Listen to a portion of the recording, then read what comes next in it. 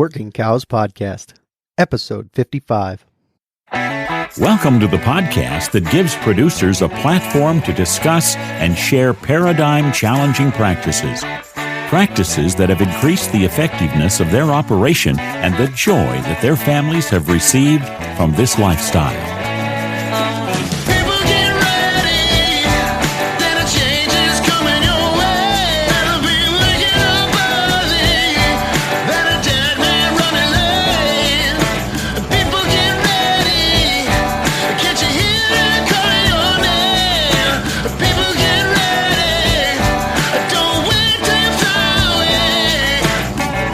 This podcast is proudly brought to you by the Global Ag Network.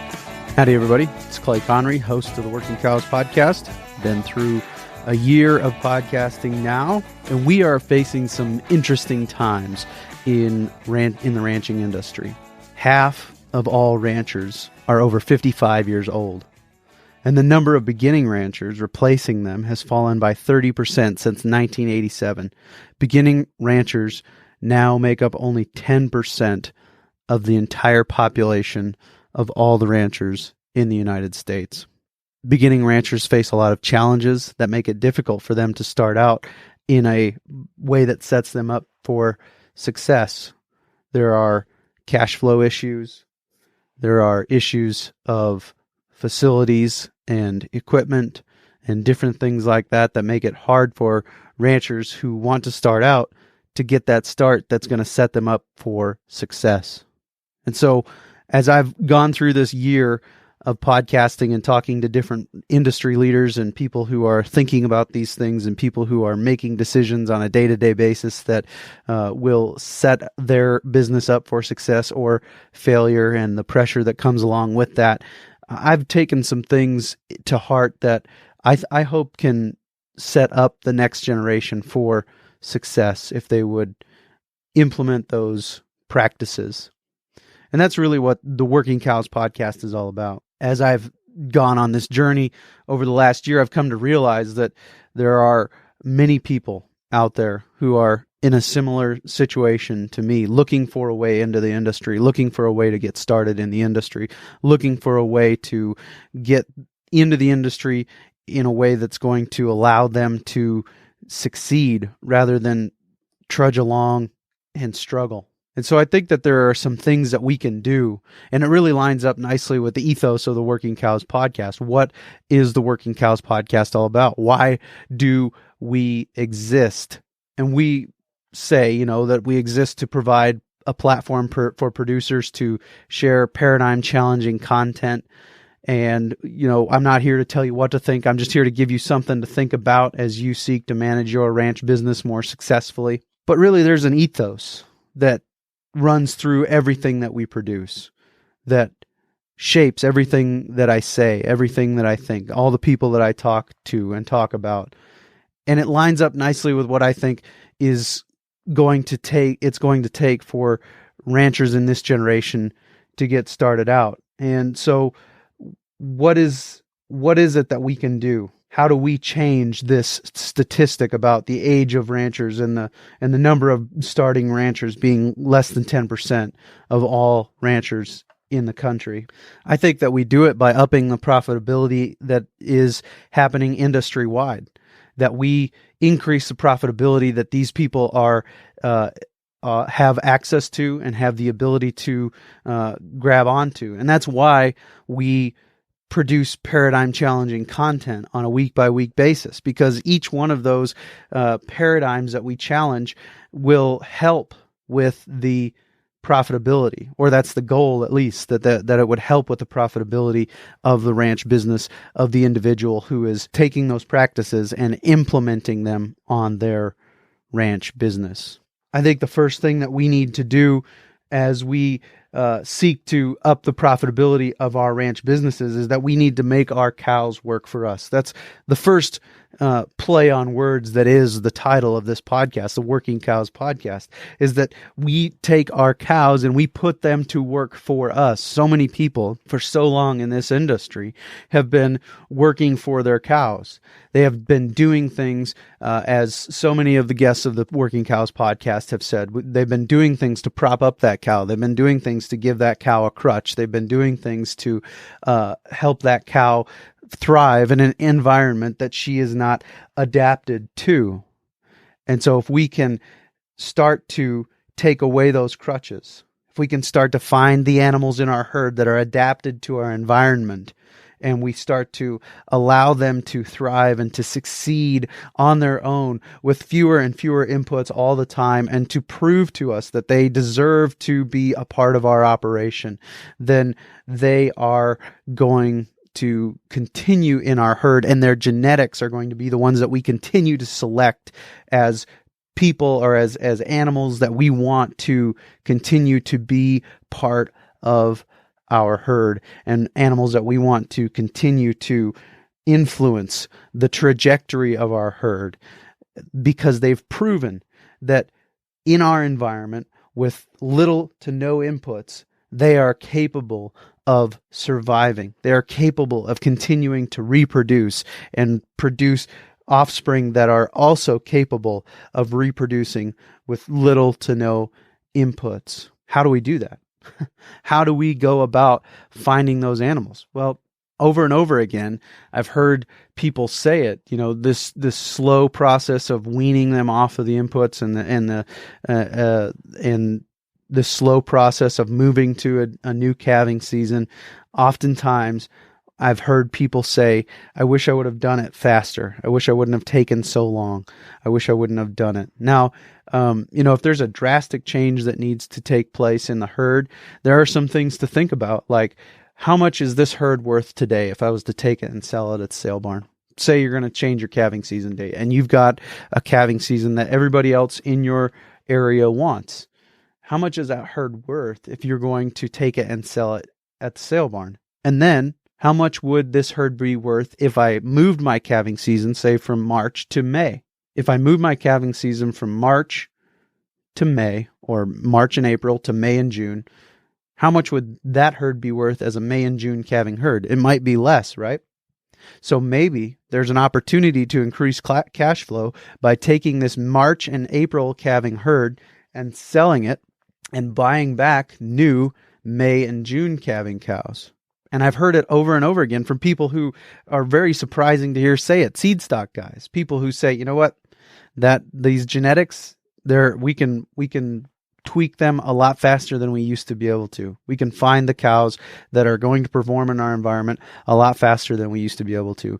And we don't need to get so hung up on whether or not our genetics are perfect, because really, honestly, if all we're saying when we say our genetics are perfect is that we've got a phenotypically attractive animal, an animal that looks really nice on the outside, but it takes her a lot of inputs to look that nice, then maybe she's not the right cow for our environment anyways. Another thing that we need to do to put our cows to work for us is to see them grazing more and more throughout the year. And that's going to take some changes as well. That's going to take some infrastructure changes. We're going to have to address issues of water, and we're going to have to address issues of fencing, and we're going to have to address issues of how we think about our role in managing this cow herd. And we're going to have to start moving more regularly. And that's going to do some huge things for us. As I say, we're putting our cows to work for us. When we talk about working cows, we're making them work for us. We're turning them into cows that work. One of the guests I've wanted to have on since really the start of the Working Cows podcast, because he gave me the idea for the title. He said, I took my cows off of welfare for 3 months and I made them go to work. And that 3 months of welfare he was talking about was the hay that he had been taking to them. And there's a lot of different ways to do this. There's a lot of different ways to put them to work for you. You don't have to say, well, they're going to have to graze through a foot of snow. There are people up in Canada that are under snow cover for a lot longer than we are here in even the northern United States and South Dakota, where I'm at, who are bale grazing. And there's some massive benefits to that bale grazing. And that's also part of what we see happening when we graze more and when we increase the stock density that is in the pastures that we are managing, is that they are more evenly spreading out that refertilizing effect. They're putting across more of the field. It's not just right next to the water tank. It's not just right where the best grass is. When we increase the stock density, as Johann Zeitzman talked about, we also reduce the selectivity of grazing, and they start to graze in a non-selective way, and that means that their manure patties and their urine is out on the field in a more even way than it would be if we just gave them access to the whole field or the whole pasture, the whole paddock all at once. If we cut those paddock sizes down and we start to see them impact that paddock in a herd way with increased stock density, that increases the benefits with the manure and the urine, and those things are returning nutrients to the soil in a really great way. And that's why bale grazing is such a great winter grazing strategy, is because you're taking those nutrients that may not have came off of that pasture that are locked up in that bale, and you're increasing the density in which they are reapplied to that field, and you're increasing the organic matter, you're increasing the soil life, and as we've talked about, each 1% of increase in organic matter equals 20,000 gallons per acre of water holding capacity. That is huge. That is huge. Another one of these things that just blew my mind as we've gone through this Working Cows podcast journey is talking to people who talk about, we're always going to have sunshine. We might not always have water, but if we manage our cows effectively, we might not always have rain, but if we manage our cows effectively, we can capture more of the rain we do get per acre of land by putting those nutrients back onto the soil and back into the soil. And here's one thing that is still a bit mind-blowing to me, still a big challenge for me, is this idea that we are going to cut off the ionophores from these cattle to take away the deworming. And how is that going to look? And this goes back to another one of those challenges when you start to think about putting your cows to work for you.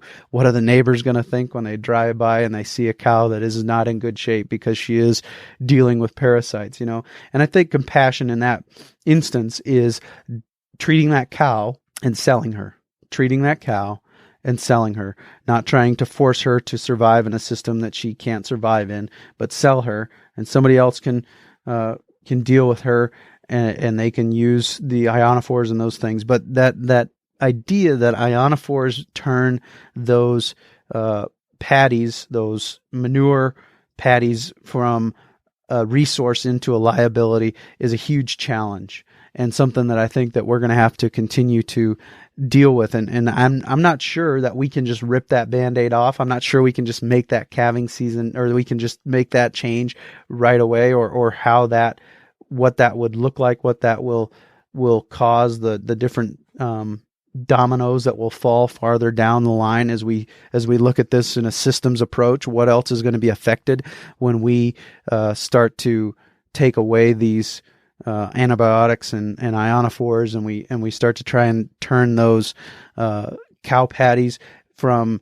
a liability back into a resource that can increase soil life and can increase soil health, and we can see these biological entities come into those areas where the cow patties are and break them down and spread them out and return the nutrients that are there back to the soil and increase that soil life and be a real big help to us. So as we talk about upping profitability and putting our cows to work for us, that's the first thing. That's the first play on words that is the title of this podcast. We put our cows to work for us. We make them work for us. We make them go to work for us and do what we need them to do so that we can reduce the inputs, so that we can reduce the amount of time, that not necessarily time we spend, but the amount of things that we do to prop that cow up, to give that cow a crutch.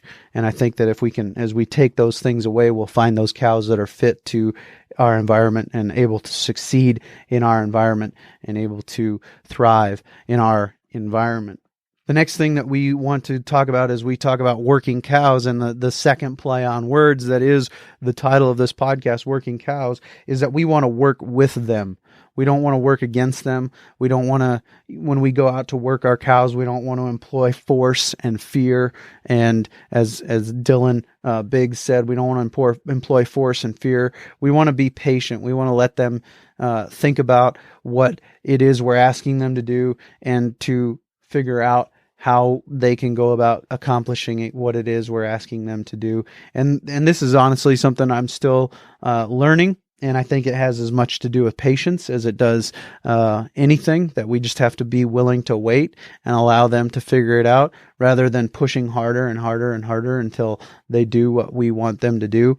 You know, some of the stockmanship episodes that we've done in the past, you know, I think it was Dylan Biggs that said, you know, when you are willing to be patient and wait, it's kind of impressive how poor of a facility you can get the job done in, that it doesn't take steel all the way around for a cow to be contained, that if you're willing to wait, you can use a bit less robust facility and still get the job done if you're willing to have some patience and employ some low stress stockmanship techniques.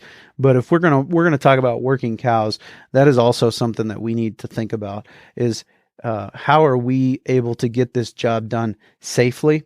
How are we able to get this job done efficiently? How are we able to get this job done and maintain our relationships with our or the human resources that we are managing, people that are working alongside of us? How can we continue to work effectively so that it's an enjoyable experience and there isn't a bunch of yelling at help and cattle and different things like that?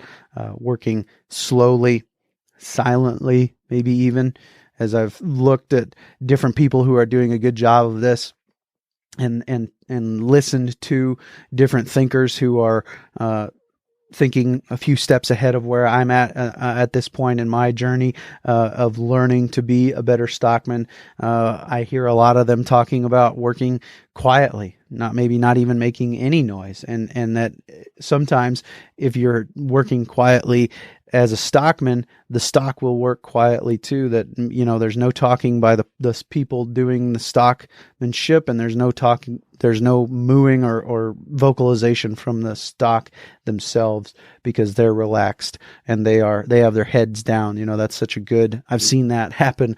I've seen poor stockmanship on my part result in what both of the stockmanship people, actually all three of the stockmanship people we've had on the podcast said, you know, a good stockman keeps the cow's head down.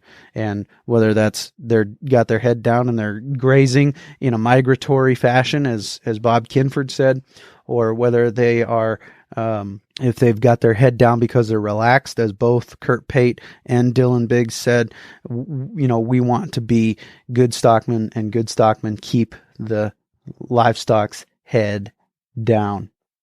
And we want to work with them. We don't want to work against them with force and fear. We want to work with them and try to help them be relaxed and give them time to think about what it is we're asking them to do, and to move through that process. And I know that it's probably a cliche by this point, but everybody has started to say, you know, slow is the new fast when it comes to stockmanship. That if you are working slowly and allowing them to think about what it is you want them to do, that they will, that ultimately, if you're not having to walk back and start over because you pushed too hard and they blew out the side, you know, you'll have better luck. And as I said, I've seen that where a cow's head goes up. That's a good sign that, maybe we've gotten a little bit too much force here. And she's starting to look for a way out over whatever fence it is we might have her in, or whatever facility it is we might have her in. The next, and the last one of the different ways that I mean working cows when I talk about working cows is that we want to work on them. We want to work on the cows. We're putting them to work for us. Then we're working with them as much as we can rather than against them. And then we want to work on them. We want to make sure that we are doing what we have to do. We're taking care of our part. If we're going to put them to work for us, and we're going to make them our employees, and they're going to go to work for us rather than us working for them, we also want to make sure that we are working on them and that we are doing our part to become better at what it is we should be doing. That might be economic analysis. That might be running the economic analysis on what it is that we are thinking about doing, the enterprise that we are thinking about doing, or running the economic analysis on the enterprises that we already have in our business, and saying which one of these is making money, which one of these is losing money. Can we stand to lose money on this one? Because if we take it away from the system as a whole, it's going to have a negative impact on the rest of the system as a whole. Can we stand to take that out, or is having it in there is it tolerable because it's got a positive impact on a bunch of other things like that? And when we talk about economic analysis, I think that we need to, especially when we're talking about beginning farmers or beginning ranchers starting out, trying to do a good job of starting out in a way that's going to set them up to succeed for the rest of their career, we need to think about reducing debt as one of those ways that we can do that. Because if you strap yourself with a bunch of debt to start with, then you are, as the Bible says, the borrower is slave to the lender. Then you have to do things you have to be successful now. Strapping yourself with a bunch of debt on the front end says you have to be successful now. And so when we reduce the debt, we can also increase the cash flow, because if we're not having to service debt, we have cash flow to expand the business. We have cash flow to put back into the business. And so how do you get started in ranching without debt? And I think that's why Greg Judy's book, No Risk Ranching, Custom Grazing on Leased Land, is so important. And I think that's maybe that most out of the box bit of that whole idea is the idea that I'm going to find leases that a cow can afford to pay for. And I think we've hopefully got future episodes coming up with people who are actually doing that on the ground in their area. And obviously Greg Judy did it for a long time and made it work for him, and it can be done. We're going to get to this in a minute, but we need to get away from being slave to this idea that it can't be done here. That won't work here. That can't be done here. It works other places, but it won't work here. And so I'm going to try and feature producers who are putting these things to work in their environment, in their place, where they are not having to go somewhere else to find it. But we got to reduce debt and increase cash flow. We need to work on economic analysis and actually analyze the business objectively, not say, well, I really like this part of the business, and even though it's a major loser as far as economics is concerned, we're going to keep doing it. We need to analyze those parts of the business and actually try to put them in action, implement them on our operations. Some other things that we can do to work on our business is that we could sit down and develop marketing plans. Say, when based on the amount of moisture we've gotten, based on the amount of rain we've gotten, we are going to enact a marketing plan at this time. We're going to say, if we don't have this much rain by this time, this class of cattle from our herd are going to go. And I guess what I would recommend, based on my discussions with other people, is that we look at maybe marketing the overvalued animals in our herd first, and keeping some of those that are undervalued, some of those that are still producing in our environment, but not going to perform well in the sale ring, and that we try to capture that appreciation in the cow itself, rather than just selling off the older animals first or the depreciated animals first, but we try to capture some of that appreciation in our cow herd first. So putting a marketing plan in place and sticking to it. Plans are great, but if they're not implemented, they're just writing. They're just pieces of paper, and we need to have the guts to implement these plans sometimes, and not worry about what the neighbors are going to think, but worry about how am I going to make this business an enjoyable business to be a part of for everyone who is a part of it, from our wives and our children to people who work with us and work for us. How can we make this a more enjoyable endeavor? And I think, again, upping profitability is a big part of that, because being broke isn't fun. The next thing that we need to think about as we're working on ourselves, as we're preparing ourselves to be more successful managers of these ranch businesses, is that we need to think about some continuing education. Look around, find the people in your area who are putting on these continuing education seminars. A lot of times they are very affordable. A lot of times the most expensive part of the whole deal is either the travel or the time that it takes to go and to be a part of it. And we need to find ways to free ourselves up to be a part of those things. And, not just because we want to go there and gather information, but we also want to expose ourselves to different ways of thinking. We want to have our paradigms challenged. We want to make sure that we're not getting comfortable and complacent in the way we're thinking. And we want to make sure that people have opportunity to tell us that the way we're thinking is not a good way of thinking, or not a smart way of thinking. But maybe even more than all of that is we want to have an opportunity to build a network of people, especially if the continuing education seminar is close to your home. Having that network of people who are thinking differently, or at least open to having their paradigms challenged, can be such a huge thing, and recently someone reached out to me and said, is there anybody doing anything like Greg Judy was talking about in his area, where they're meeting on a monthly basis? And I said, I don't know anybody doing anything like that, but we can start it. We can start getting together and we can start talking about how we're managing our ranch businesses and different things like that. So finding people, networking, finding people who in your area are thinking differently and are willing to open up their ranch to you and say, here's what we're doing. What do you think? We could do better? And what are you going to take home to your place and steal the ideas that we are putting into place here? And how are you going to better yourself as a result of this network of people who are challenging the way each other think and operate? And the last thing that I'll say, and this isn't necessarily a play on the title of this podcast, Working Cows, but one of the things that I think we need a lot more of in the industry is creativity. We'll start there.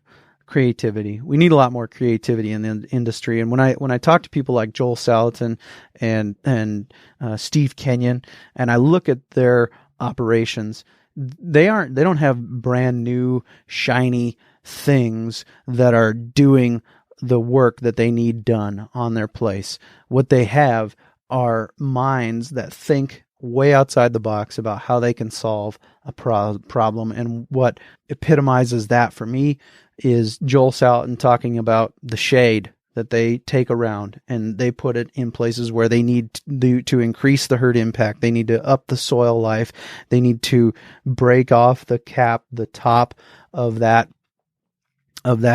a piece of ground that's maybe got a rocky structure to it or something else, and they need to break that up. And they put that shade where they need it. Well, that shade is an expanded wagon chassis and some fabric across the top. Very affordable to make, something they could make right there out of things they already had. They didn't have to go buy something. They just made it. And so, those are things that we need to start looking around. What do we already have here? How can we use what we've already got here to fix the problem that we're facing, rather than going out and buying that piece of iron?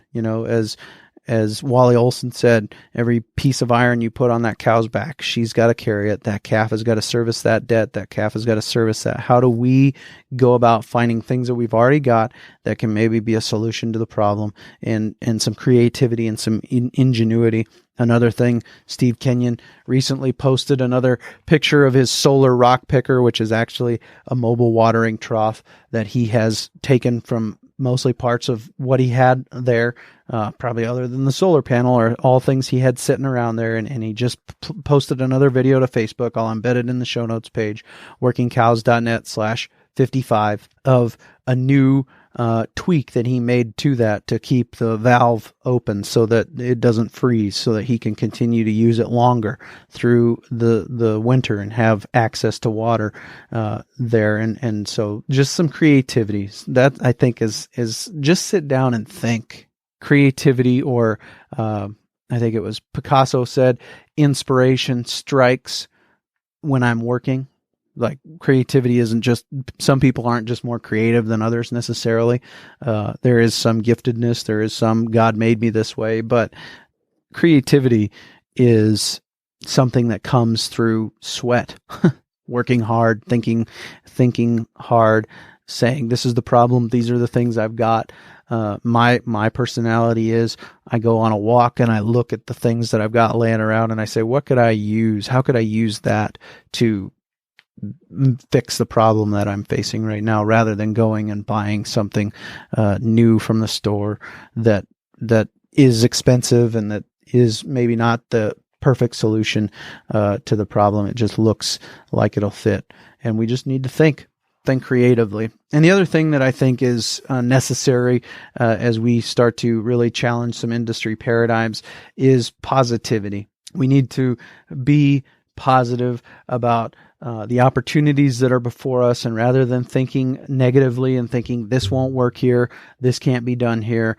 I don't know somebody who has seen a broader spectrum of success as far as ecology is concerned than Johann Zeitzman, but he said it on the podcast. These things work everywhere they're tried.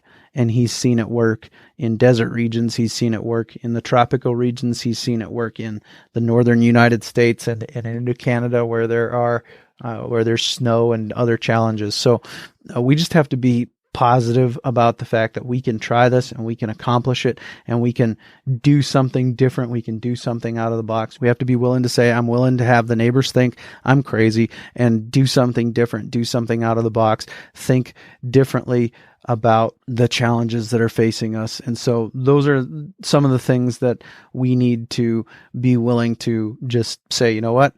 I know that there are a lot of reasons this won't work, or I could come up with a lot of reasons this won't work, but for the success of my ranch business, it has to work. And so I'm going to think creatively, and I'm going to think positively, and I'm going to find a way to make this happen, and I'm going to do it. Those are some of the things that I've been thinking about as I've been on this journey over the last year of the Working Cows podcast. I really appreciate all the support and all the feedback, and I would really appreciate some feedback on this episode if you wouldn't mind reaching out to me, workingcows.net/contact, facebook.com/workingcows, twitter.com/YP Clay Connery.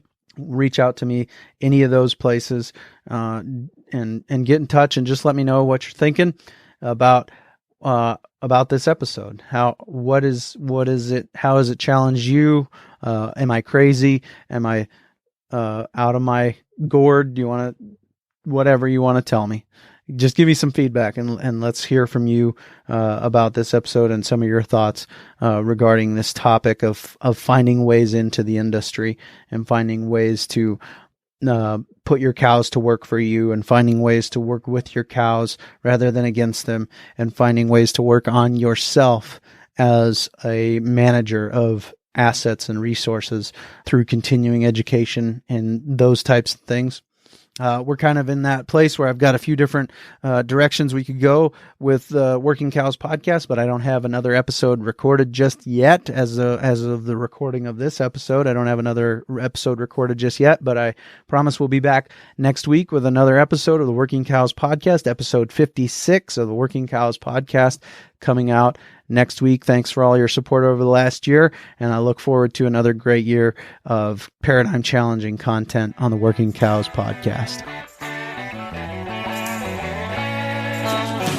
We invite you to visit workingcows.net to subscribe to the show via iTunes or Stitcher. You'll also find detailed show notes pages, resources from our guests, and the industry leaders who have influenced them. For more ideas on putting your cows to work for you in a more profitable way, tune in next week.